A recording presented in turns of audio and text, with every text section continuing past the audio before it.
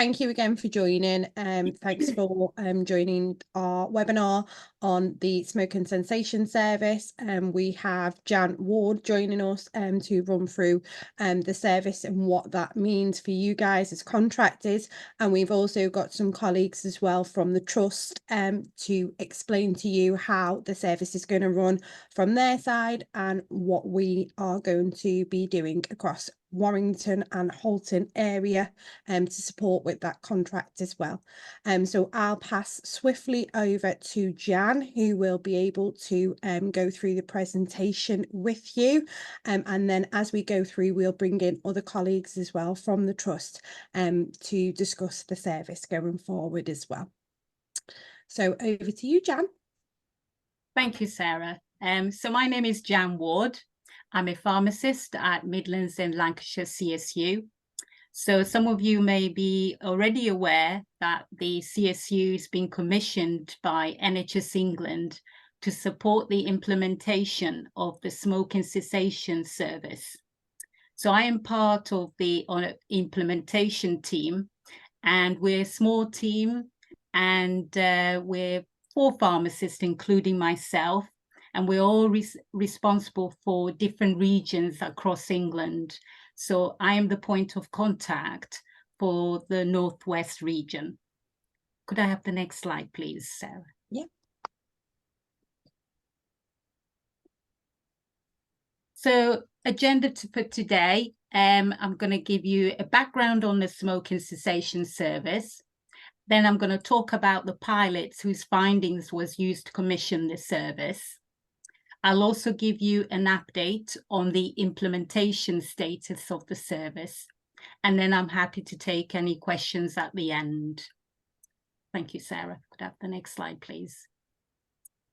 So I'm sure you're all aware of the NHS long-term plan, which focuses on the importance of preventing avoidable illness. We all know that smoking is one of the biggest avoidable cause of illness and premature death. So treating tobacco dependency has been specifically identified as a key intervention that can prevent avoidable illness.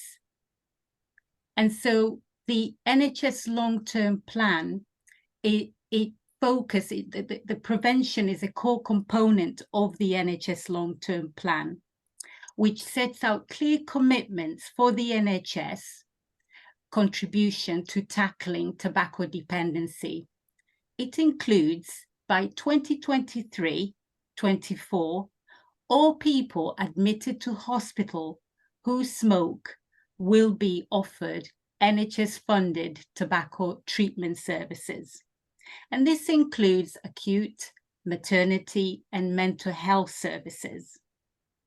The commitments are designed to be the NHS's contribution to helping deliver a smoke-free generation, to build on the good work already being delivered, and to complement current stop smoking services, focusing on both physical and mental health services.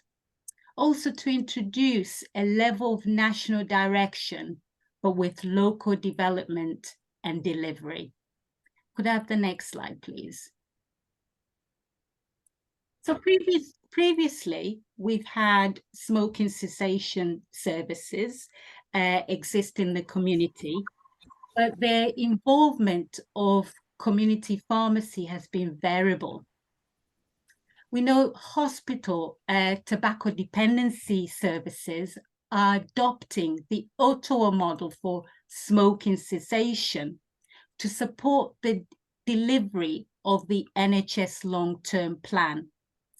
And for those who are not aware of the Ottawa model for smoking cessation,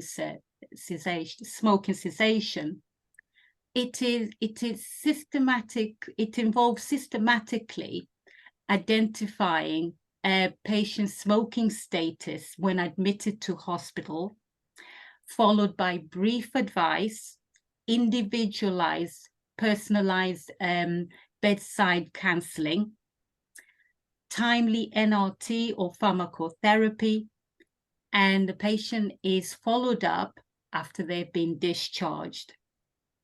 So it is a 12-week program. And as mentioned, patients are followed up after they've been discharged. And it's been proven to increase the 1-year quit rate by 11%. And when fully implemented, it's expected to save the NHS 85 million within 1 year. So that's a considerable cost saving to the NHS. Could I have the next slide, please?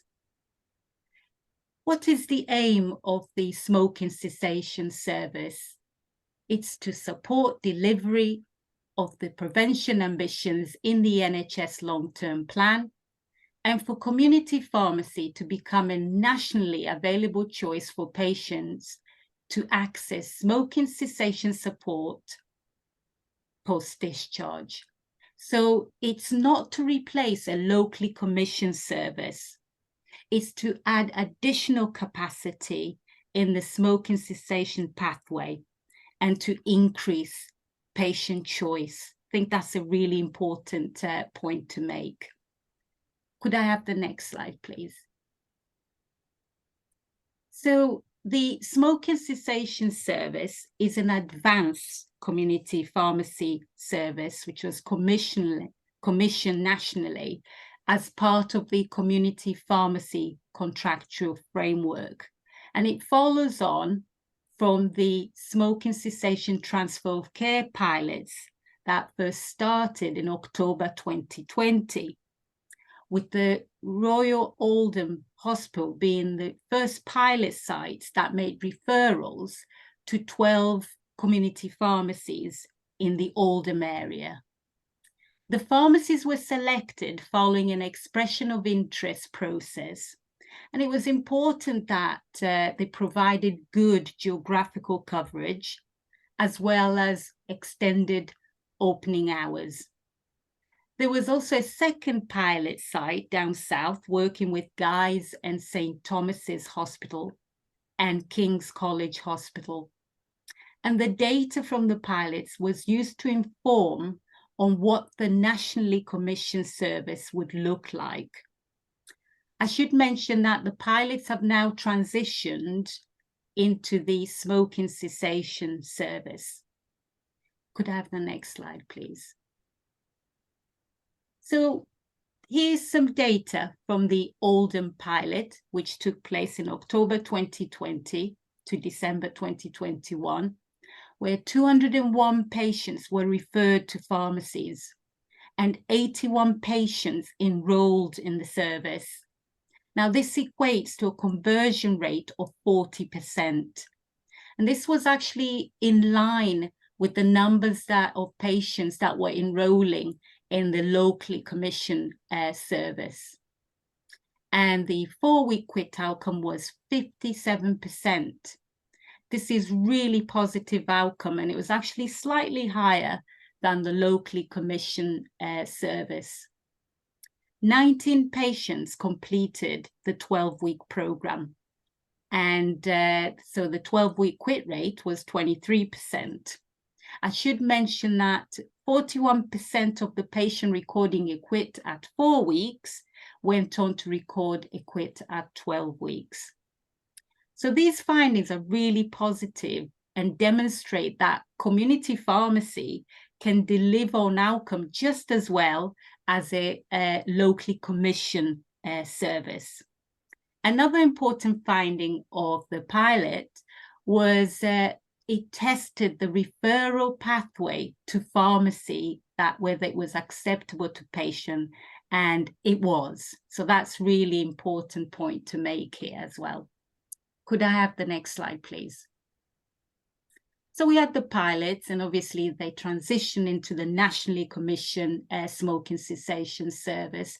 And this led to the development of a standard treatment program. And this was developed by the NCSCT. And also a service funding was agreed between Community Pharmacy England and NHS England. And so your consultation fees are paid for nationally, and they come from the Community Pharmacy Contractual Framework, whereas the NRT are charged to the ICB, and payment comes out of the primary care indicative prescribing budget. We also had a service specification, what that was agreed, and this was actually updated last year and published in June last year. A key change in the service specification was pharmacy technicians can now provide the service. So it's pharmacists now, as well as pharmacist technician, can provide the service. The service was launched to coincide with the National No Smoking Day on the 10th of March 2022, with registrations, pharmacy registrations opening on the 1st of March that same year. The launch was a soft launch, and this took into consideration that trusts were at different stages in implementing their inpatient services. Could I have the next slide, please? So at the start, I mentioned that the CSU has been commissioned by NHS England to support the implementation of the Smoking Cessation Service. So our role is around scoping and mapping, where we try to understand the exact position of an acute trust in terms of their delivery of the relevant parts of the NHS long-term plan. We inform planning, and we also help to identify key stakeholders and support working groups. We facilitate implementation at a local level. Advisors such as myself are available for each region. As I mentioned, I'm the point of contact for the Northwest region. And we're here to ensure pilot sites transition successfully and to engage with early implementers and those sites looking to start delivery imminently. We've also produced some supporting documents and promotional material, and these can be found on our website. So if you visit our website, you can have access to these, including the resource pack, which has suggested responsibility for us, the CSU, trusts, as well as LPC and community pharmacy before going live and post going live. Could I have the next slide, please? We normally get asked, so what is the process for a trust to go live with the Smoking Cessation Service? And the answer to that, well, it's a three-stage process, and we are involved in all the three stages, and they can be summarized as follows. So initially, stage one, scoping and mapping.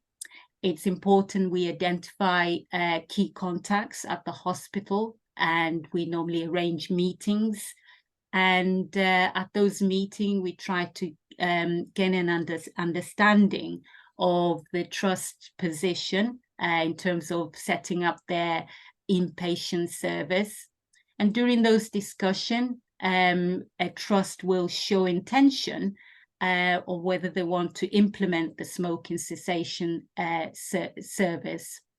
Once we have that intention, it's important that we identify key stakeholders, and that would generally tend to include, obviously, the trust, LPC, public health, local authority, ICB, and community pharmacy clinical leads.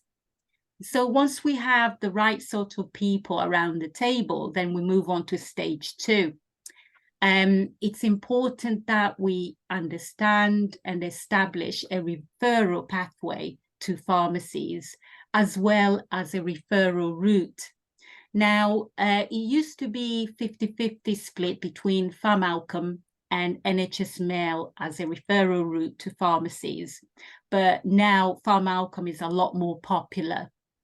So at this stage, stage two, the trust will also agree on a go live date, And of course, Warrington and Halton Hospital have agreed on the 31st of January, which is next Wednesday, as the go live date. So we've got that date, and so we are now at stage 3. So this is why we're here tonight. It is really important that we engage with yourselves, and obviously, you know, making sure that the pharmacies that are registered to provide the service, that they are service ready, that you've got your accredited staff in place, and carbon monoxide monitoring also in place. And we also have good geographical coverage. And obviously, in situations where we don't have good coverage, we would seek the support of the LPC. Could I have the next slide, please? In terms of the referral pathway, so we have a hospital inpatient undertaking supported quit attempt. So upon discharge, there would be a conversation with the tobacco dependency advisor at the hospital, and the patient will be given a choice where they want to continue their smoking cessation treatment in the community. So it'll either be a locally commissioned service or community pharmacy smoking cessation service, or the patient may opt for self-care. In that case, there's no transfer of care required. But the key point to make here, it is very important that referrals are equitable between community pharmacy and the locally commissioned service, and that it is patient choice. Could I have the next slide, please? In terms of the model of care, so this is taken from the original service specification. So briefly, I'll go through the steps. So we have step 1, patients admitted into hospital and identified as a smoker. And then we move on to step 2, with the patient consent, tobacco dependency treatment is initiated. And upon discharge, we assume that the patient selects community pharmacy to continue their smoking cessation support. And so they will select a registered pharmacy of their choice where referral will be sent when they are discharged. So the referral has to be by secure electronic referral, and this is in line with the service specification. As I mentioned before, it's either PharmOutcomes or NHS Mail, but it will be Warrington and Halton Hospital, it will be PharmOutcomes. That's the preferred referral route. So we move on to step 5. So the patient's been discharged, a referral is sent to pharmacy, to yourselves. And it is really important that you contact the patient within 5 working days of receiving that referral. And if you fail to make contact the first time, you must make at least 3 attempts to contact the patient, with the 3rd attempt being on the 5th working day. And that's really to make sure that the patient doesn't run out of the NRT that they were supplied while in hospital. So assuming that you have made contact with the patient and the patient consents to taking part in the service, then we move on to step 6, and the patient then fully transitions into the program. If the patient didn't consent, you must inform Warrington and Halton Hospital before you close that referral. It is really important, and that is in line with the service specification. So assuming the patient does consent, then the pharmacy practitioner then would arrange a consultation with the patient, and at that consultation it can be either face-to-face or it can be remotely via telephone or video link. It is important the appointment cycle overlaps with the NRT supply, and also obviously the advantage of the face-to-face consultation is you can undertake carbon monoxide monitoring, which is a good way of validating the self-reported smoking status. So we move on to step 7. You are required to report patient-level outcome data to the referring trust. So there are 3 trigger points. So you must inform the trust whether the patient has enrolled in the service or not. Secondly, the 4-week quit outcome, and then the 12-week quit outcome.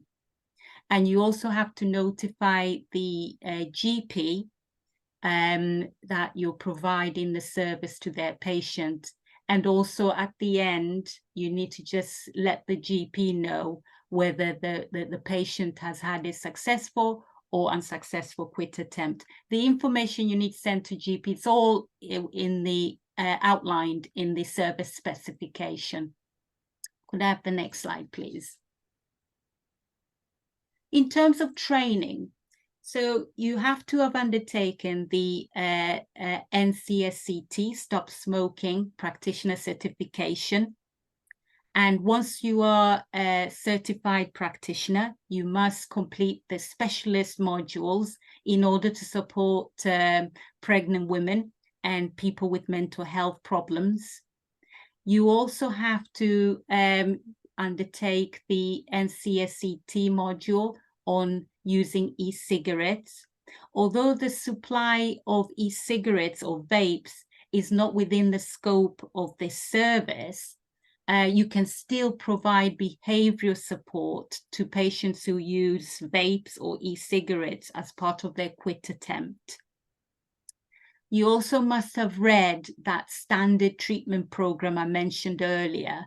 So this is, it's a bespoke standard treatment, and it just gives you a more structured approach to your consultations, and also those effective and evidence-based behavior change techniques that are going to give your patient a really good chance of quitting cigarettes.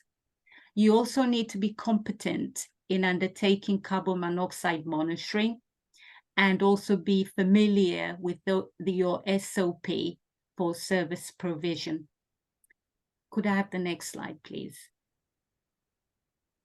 So just in summary, the service is intended to complement existing locally commissioned services. You can see an inpatient that's been discharged from the acute trust and who wish to initiate or continue a quit attempt post-discharge. And you must contact the patient within 5 working days of receiving a referral, and you have to make at least 3 attempts to make contact before you can close a referral. And you also need to inform Warrington and Halton Hospitals. And you can give up to 12-week support. So if a patient has had a week support while an inpatient, then you can only give 11-week support. So that's important, and that's in line with the service specification. Consultations, you can have a consultation at least every fortnightly with the patient, and these can be face-to-face or remotely. And you can supply up to 2 weeks supply of NRT, and this you can provide any product on the approved list, which can be found in a current drug tariff. Could I have the next slide, please? So you have to make a clinical record on every activity pertaining to the service, and you can undertake carbon monoxide monitoring for your face-to-face consultation. I think this is really important for the formal reviews at 4 weeks and at 12 weeks. The service is completely exempt of charges. So there's no charge for NRT, even if a patient pays for prescriptions. And you must return patient-level outcome data to the referring trust, and also notify the patient's GP of service provision for their patient. In terms of fees, there's a £1,000 setup fee, and then £30 for initial consultation, £10 for interim consultations, and £40 for the last consultation, which can take part any time from 4 weeks to 12 weeks. And you know, you need to submit your claims to NHS BSA via MYS. Can I have the next slide, please? So in terms of an update on the implementation status, so nationally, we have supported over 70 acute trusts to go live with the service, and we have engaged with over 100, including those who have gone live with the service. So locally in Cheshire Merseyside, there are 10 trusts. So you can see that 6 have gone live with the service, and Warrington and Halton are due to go live next week, and that will be followed on by Mersey and West Lancashire. And the other 2 trusts, Cheshire and Liverpool Heart and Chest Hospital, are working with us. They've already engaged with us and working towards implementation. Could I have the next slide, please? So pharmacy registration nationally, there are over 4,000, but in Cheshire Merseyside, there's over 250 who are registered to provide the service. This map is taken from the national dashboard, which can be found on our website.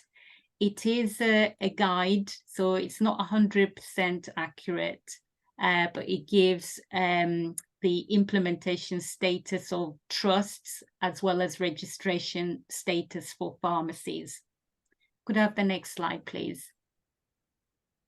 And here's some useful references, you know, including the dashboard I mentioned, as well as the service specification and the standard treatment program.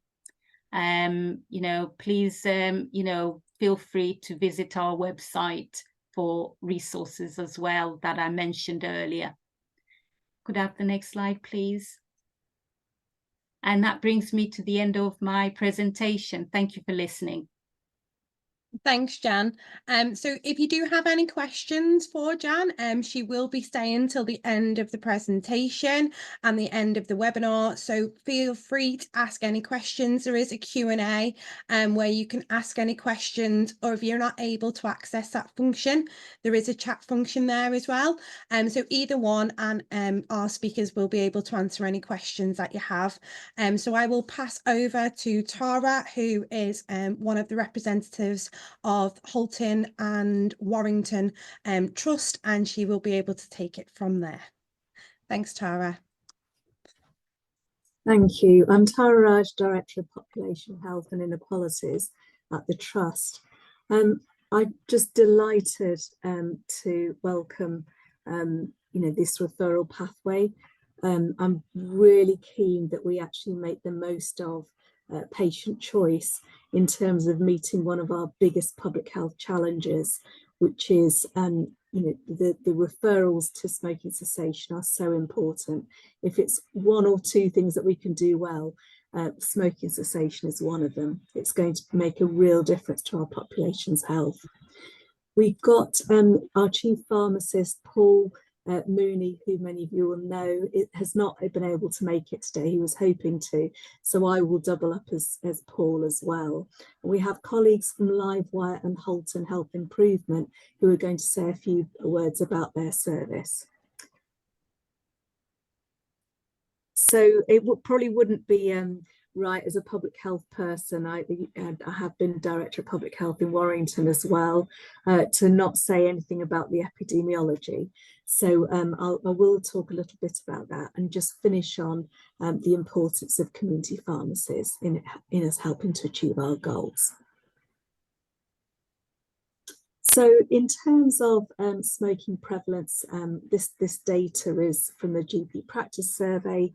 2022, it does show a steady decline in smoking prevalence, particularly in adults 18 and over.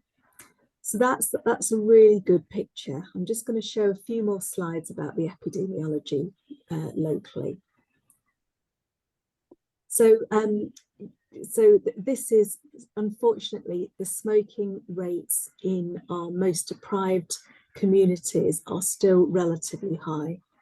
And that's one of the things that we really need to crack down on, and to support people who want to make that choice to stop smoking, but actually the day job life gets in the way. So actually having that support close to home through a community pharmacy is really, really important. So this is a bit of data about our local picture, and you can see that smoking prevalence in Halton is about just over 13% and just under 10% in Warrington. But as I say, that doesn't show the picture in the most deprived areas. In some areas it's very high, much, much higher than that. And you can see that the smoking attributable hospital admissions is relatively high in Halton and Warrington, higher in Halton compared to the England figures, slightly lower in Warrington, but still of concern, given that we have significant pressures on our system.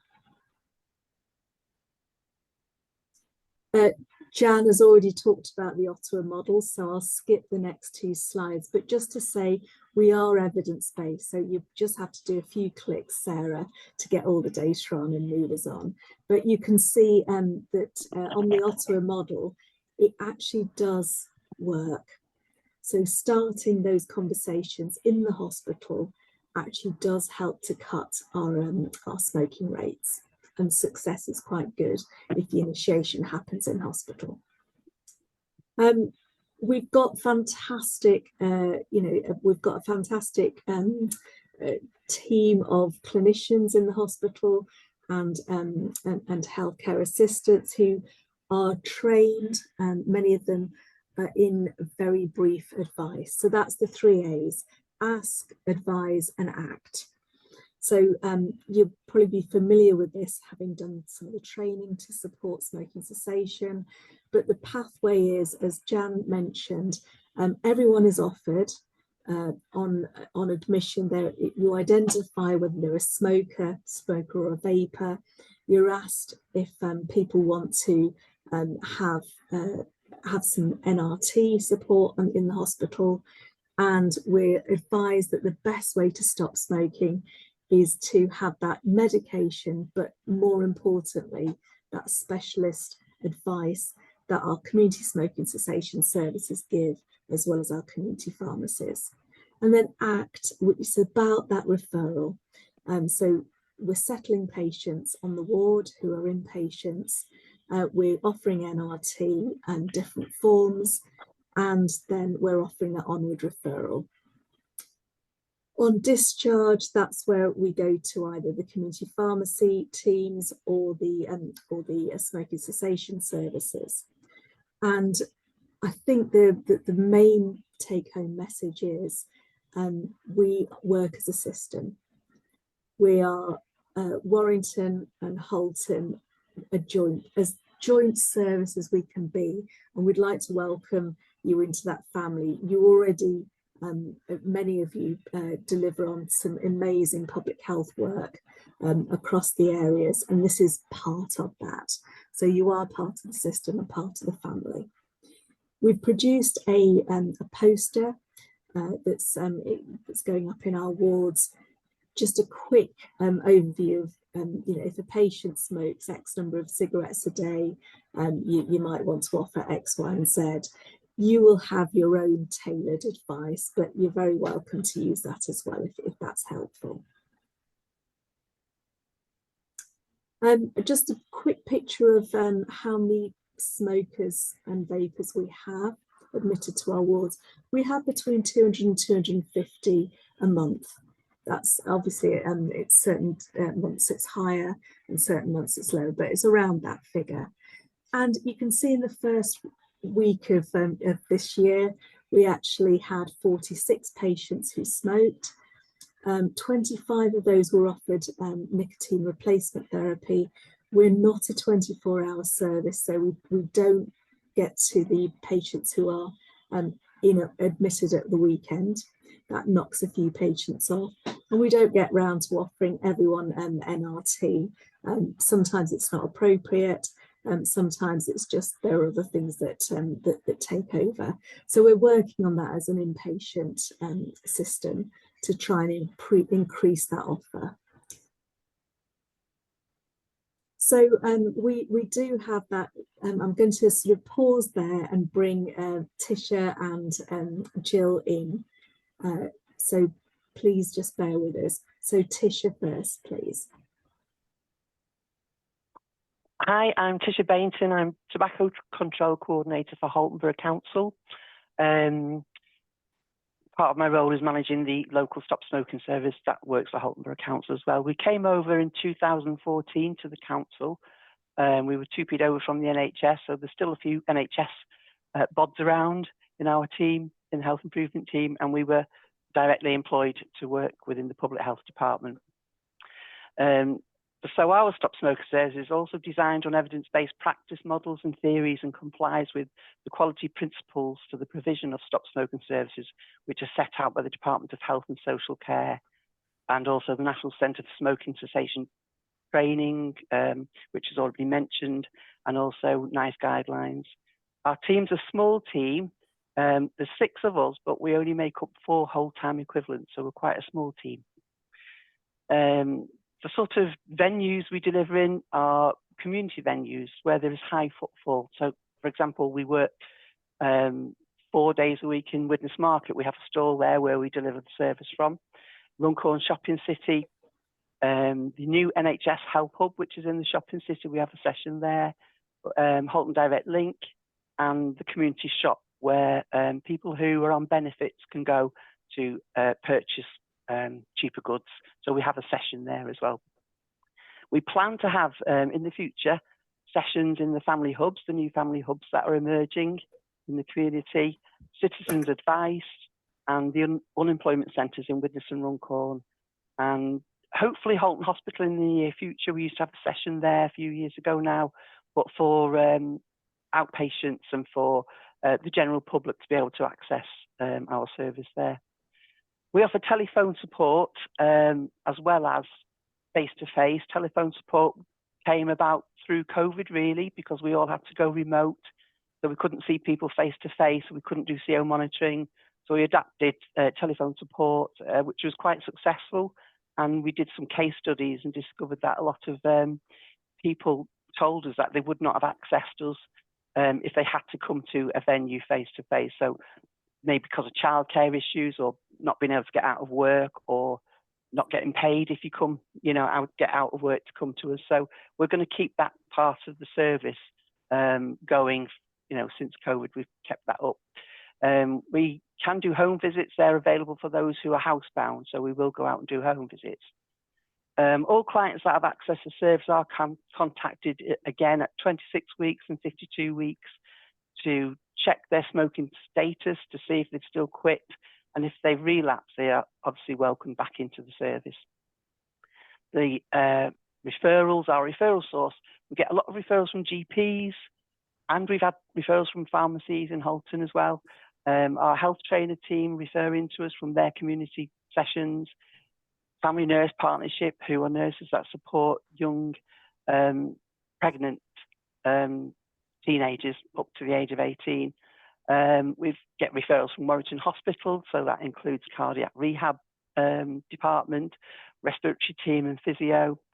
We also get referrals from Wiston Hospital because a lot of our Widnes residents obviously access Wiston Hospital, as do the Runcorn ones access Warrington. Liverpool Heart and Chest, we get a lot of referrals. We were part of the pilot for the targeted lung health check programme, which you might have heard of, with Liverpool Stop Smoking Service in Knowsley. And as I say, we were part as well. So that pilot's ended, but it was a very good pilot programme, obviously for giving people lung scans from the age of between 55 and 74. But part of the role of the targeted lung health check nurse, if they were smokers, were to refer them into our services. So I think we got something like 360 odd referrals when we did that for a year, that pilot. We get referrals from workplaces. We go into workplaces. We don't, but the health improvement team, members of the health improvement team do and work with workplaces. So often if they ask for smoking cessation, usually around October time or No Smoking Day, we will go into their workplaces as well.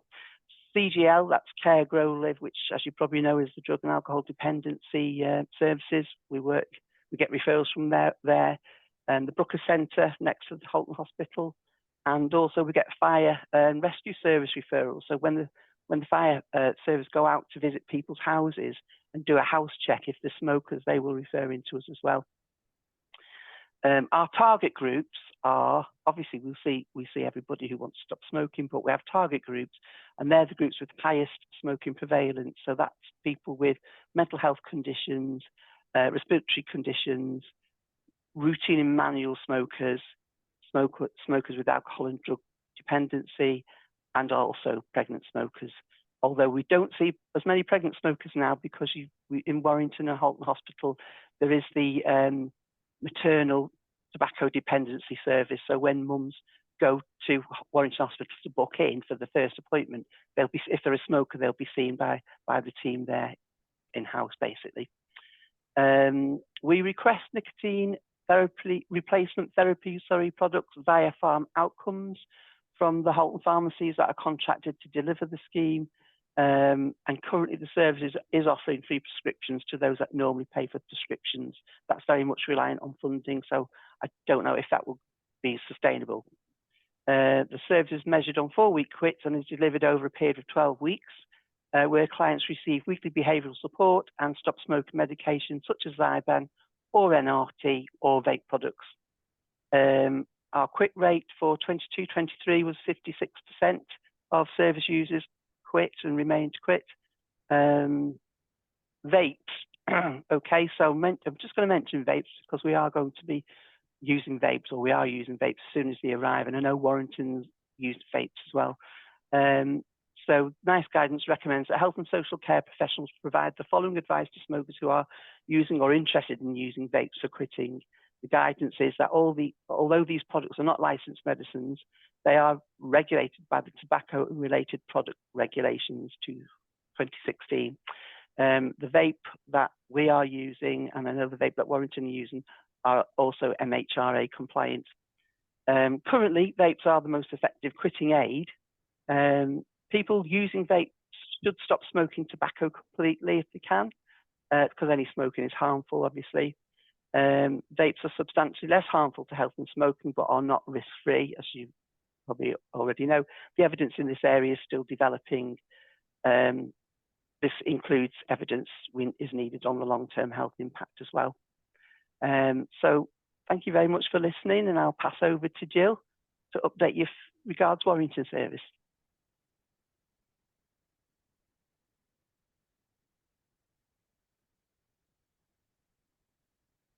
Stop Smoking Advisors at LifeWire Warrington. Thank you, Tisha. Tisha's given us sort of a very, very comprehensive overview of their smoking cessation service, and ours is very similar. The only difference with our service, we work with all our community partners, the same as Tisha's service does. The only thing that we do different is we don't access PharmOutcomes to request prescriptions. We have to email a GP surgery to request to ask them to do a prescription. They send it over to the pharmacy for our patients to collect. So that's really the only difference between our services. Otherwise, everything is very similar. We work very much the same, so we're offering the same sort of services to all the patients, I would say. Thank you, Jill. That's fantastic, and thank you, Tisha. As you can see, you will know Tisha and Jill from local working. We do work very closely together, and we are hoping, whilst we're saying we can go live at the end of January, we really need 1 or 2 people. Hopefully, somebody will volunteer to work with us to test the system, because we haven't done this referral pathway before. We haven't used PharmOutcomes in the hospital for this service. We use it for other services, but there will be teething issues, and we would really welcome 1 or 2 community pharmacists to work with us, if that's helpful, if that would be okay. If you could just go to my final slide, please, Sarah. So really, I just wanted to sum up by saying it's a fantastic support that we've got through NHS England and yourselves through community pharmacies. We really want to make the most of this offer. We're quite excited as a hospital about the possibilities of making this much more of a patient experience initiated thing in the future. So we should, in the future, if we can look at this through the patient experience portal, there'll be more direct choice from the patient. There won't be a lot of toing and froing. So that's something that you will help us on the journey with. So you're absolutely essential. You're absolutely fantastic health professionals. I always like to go to my local community pharmacist when I've got issues. I can see Lisa on the call, who very kindly gave my mum a COVID and flu vaccine, and she's living a very healthy life, and we're celebrating her birthday this weekend. So really, thank you all for joining us. We're going to do some really good work together, particularly in our most deprived communities and with our most deprived communities. And I think that personal touch that the community smoking cessation services have, I know it's writ large with our community pharmacies. Thank you very much, and thank you to colleagues for supporting this. Thank you, Tara. Thank you, Jill, and thank you, Tisha. Just going to quickly move on. So we've just got some key points to remember from the presentation today. I'm just going to quickly run through them with you. So referrals to the service from Warrington and Halton Trust will be getting sent to community pharmacies via PharmOutcomes. So that will be coming through to your systems. On the receipt of referral, you must contact that patient within 5 working days. And as was mentioned before by Jan, you must try to contact that patient on 3 separate occasions, and the final attempt to contact patient must be made on the 5th working day. So it's really, really important that when you are, contacting those patients, if there's an opportunity to leave a voice message, just to let them know, because sometimes pharmacy numbers come up as a private number, and they might not have the number to give you a call back at a more convenient time for them. So if you can leave a message, please do so, and leave the pharmacy number for them to contact you back as well. If the patient wishes to opt out of the service, that's perfectly fine, but we would ask you to contact the trust just to let them know that they have opted out of that service, and there is an email address there that you can use to contact them to let them know the status of that referral as well. As part of the service, you must ensure that you record and share the outcomes of each patient's quit attempt. So as I say, that's after the 12 weeks, you must share that information with the referring trust and also with the GP practice to let them know. If you are doing this on PharmOutcomes, as long as the trust email address and the GP practice is embedded, it will send that through, but the system will let you know if there's any issues and you need to print it off and send it manually. The system will let you know that as well. As we said, the service is completely free of charge to all patients who are referred to this service. So it's really important that, patients are made aware that there is, no charge, and all of your team are aware of that as well, to make sure that that message is sent across to all of our patients when they are coming into the pharmacy as well. The service can be offered, as we said, face-to-face or remotely via telephone or video consultation. It is using the pharmacist's professional judgment on that one. So what we would say is, if you've got a patient who's unable to attend because they have been discharged from hospital and, they're not able to get in because they're not feeling very well, or they've got limited capacity at the moment because they've had a fall, please make sure that you are supporting them through that. And if there is any issues where they can't attend for CO2 validation, as long as the pharmacist is happy that they're continuing with that quit attempt, you can continue to support them and provide them with that NRT as well. And if you've got any questions over that, please contact myself or Jan, and we'll be able to answer any questions in relation to that as well. As Jan said, the service can now be provided by trained technicians as well as pharmacists. So it's really, really important that we are making use of our teams within our pharmacies. So if you have got any technicians, please, you know, make sure that they're upskilled to be able to provide this service and got that training, because they'll be able to lead and really, you know, go with this service and give that patient that journey of experience what we want as well, providing that support throughout their 12 weeks. It's really important that all of your staff have access to PharmOutcomes and NHS Mail, to make sure that it's checked throughout the day, that no referrals are being missed. And when you have got a locum in, it's still the same continuity of business. You've still got people checking throughout the day so that they can alert that locum of what's coming through and what's expected of them that day. And it's really, really important that the staff have a full understanding of the service, because what we don't want is patients contacting the pharmacy and getting told that you don't provide the service because they've spoken to someone who doesn't have an understanding on that service.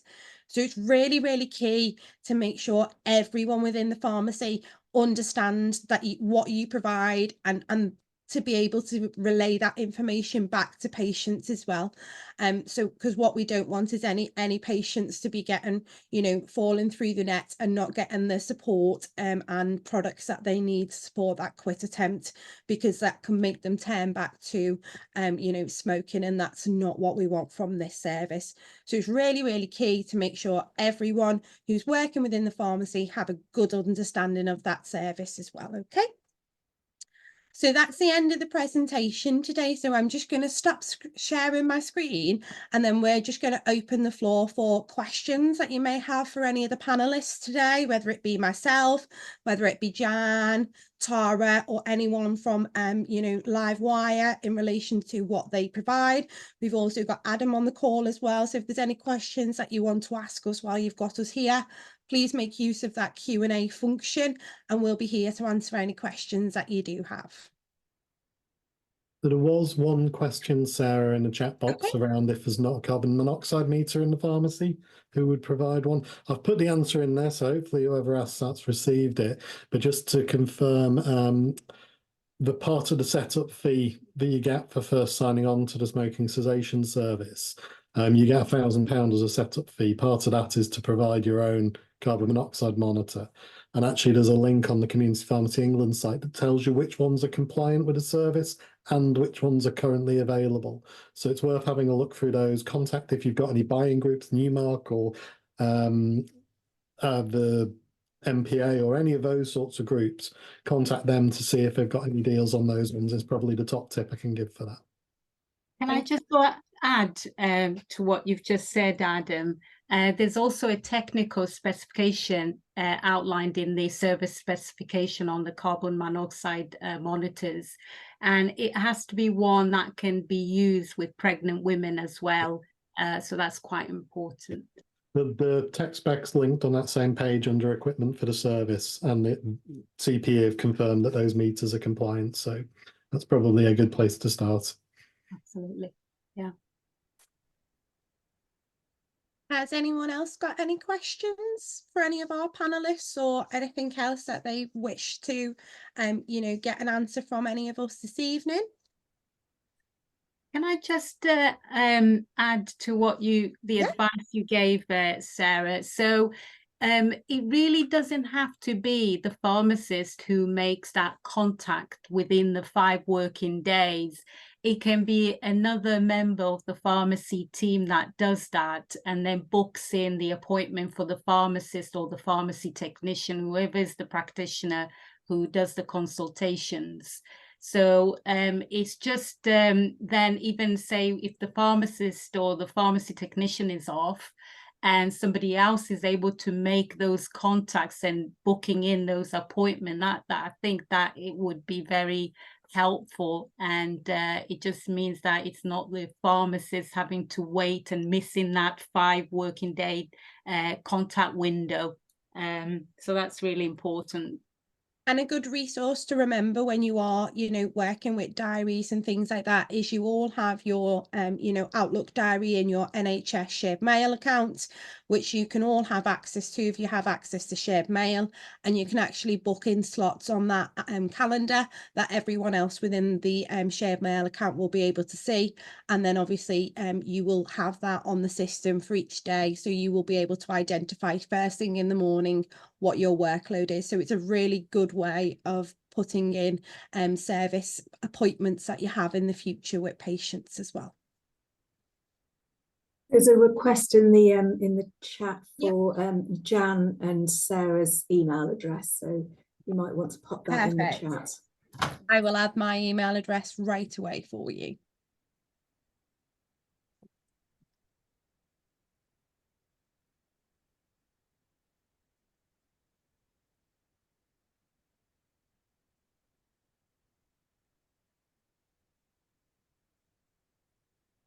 Also, we've got a question in relation to clarification on whether we can supply vapes. As part of the pharmacy service, we don't supply vapes. It will just be your regular NRT at present. So, but the live wire services can support with providing vapes. We can still support quit attempts if patients are using vape, so we can provide that support, but we just wouldn't provide them with the NRT product unless they wanted to use, you know, like a gum or a lozenge while they were also using that vape. I think it's partly because it's not a prescribed drug as well, so that's probably why it's not part of the offer. But we do have Halton Health Improvement and Livewire, who are both part of the first wave of Swap to Stop, which is offering the vapes. So you can always, you know, work together as a system.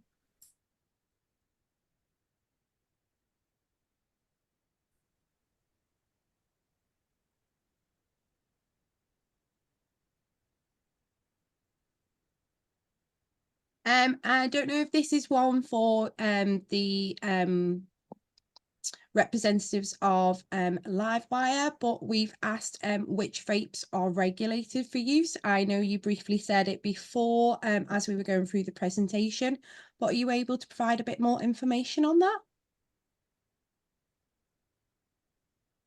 Am I on mute? No, No. not, that's fine. Yeah, that's fine. We get our vapes from, it's a portal that is worked by OHID, or not worked by OHID, but they have worked with the providers, and there is a portal that we go on. So all Stop Smoking services are encouraged to go on the portal to pick a vape from that portal, because all of those vapes, no matter which one you pick, and liquids are all MHRA compliant. Thank you for that one. I'll just see if we've got any more questions.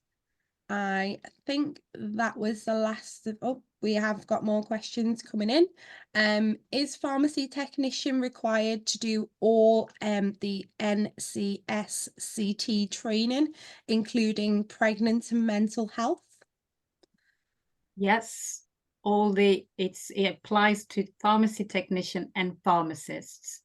They have to have undertaken all that you know I outlined in that slide, the training. So yeah. I would just say it looks a bit onerous to start with. When I went on the journey of doing the training, I actually changed some of my my thinking, my professional practice as a result of the training. It's very, very good. I was a vape skeptic, I'll be honest, and that training has really opened my eyes to how useful it is, except for young people, of course. Thanks. Thanks, Tara. I don't think we've got any more questions in the Q&A at the moment. So would like to take this opportunity to thank everyone for attending. I know we've slightly gone over, do apologise for keeping you all. The presentation that we've had this evening and tonight's webinar will be available on our website. So if you do have any colleagues that you think would benefit from watching this webinar, please refer them to that. If anyone does have any questions that they want to ask and they haven't been able to do so tonight, please feel free to contact myself on Sarah, which is SARA at cpcw.org.uk, and I can make sure those questions get pointed to the relevant speakers to answer them for you. So thanks again for joining, and thanks again for all of our speakers. It's been a great pleasure, and I hope you all have a lovely evening. Thank you. Thank you. Bye. Thanks all. Bye. Bye, everybody. Thank you.